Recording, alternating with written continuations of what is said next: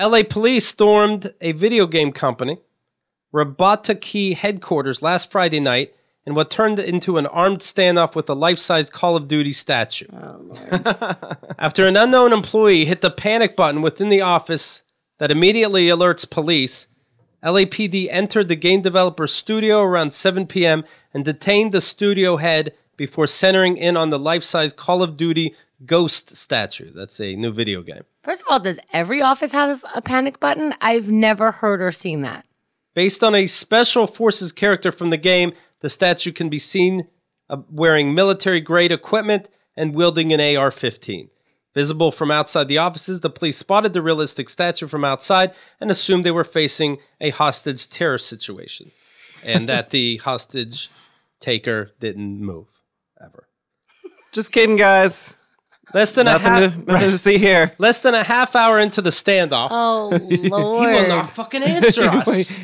And Put the gun down.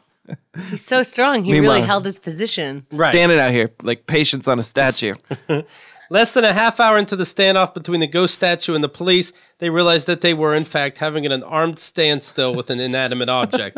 A realization that came before they decided to blast the perceived intruder. Oh, my God. And while it was originally reported that the panic button had been activated by a third party as a prank, or even an employee who thought that the statue was a terrorist, apparently someone simply hit it without truly knowing its purpose. The police say, quote, you see on a security camera them looking at the panic button, looking around, discussing it, then pressing it and looking around to see what happens. Like it's the Staples button. Make things easy. You know that they sell that easy button in Staples? Yeah.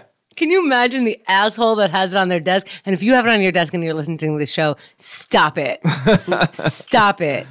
There is only a certain amount of time that you can have a button that nobody knows what it is. Right. There's only a certain amount of time before someone's going to press that button. It should be clearly labeled.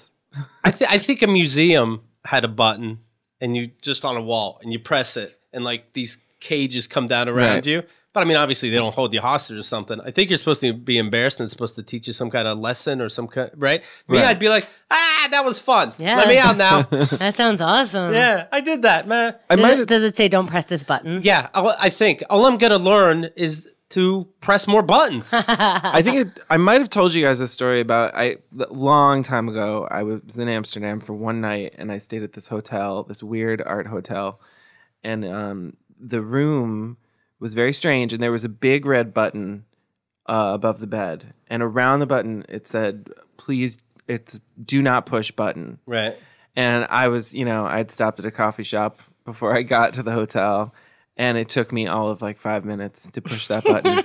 And it was crazy. It was this art project that had been sponsored by some liquor company. And so what it did was gates dropped on every side of the room, covering everything in the room. So you felt like you were, it actually didn't cover the door, but you felt like you were sort of trapped. And this like jungle music started and this mist came out over this thing over the bed. And then these TVs came on from this glass that was over the bed. And I was like lying there looking at them. And it took me a minute. I realized that I was actually on these TVs. It was freaky. It was creepy. I was trying to get it to stop by pushing every other button in the room. Opening the fridge door, closing the door. Trying to get it. It was creeping me out. Do you start then when you calm down?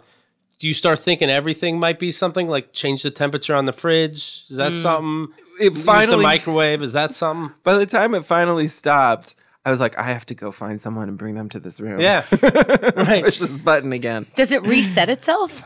I did try it again later. And it did not work. Again, I think it's one per customer. And then you hear over like an intercom, Benjamin. Right. But did it when did the gates come up and when did everything stop? It took like more than 5 minutes. Wow. Yeah, it was a while. You don't call for help. Front desk. Geez, yeah. I didn't touch anything, but these gates came down. I mean, it's got to malfunction sometime, whatever this is. But you didn't push that button, did you? For what button? Oh, there is a button. It's huge. I might have brushed against it. I fell on it. I sort of. A funny story. I wasn't masturbating at all. And KeithAndTheGirl.com.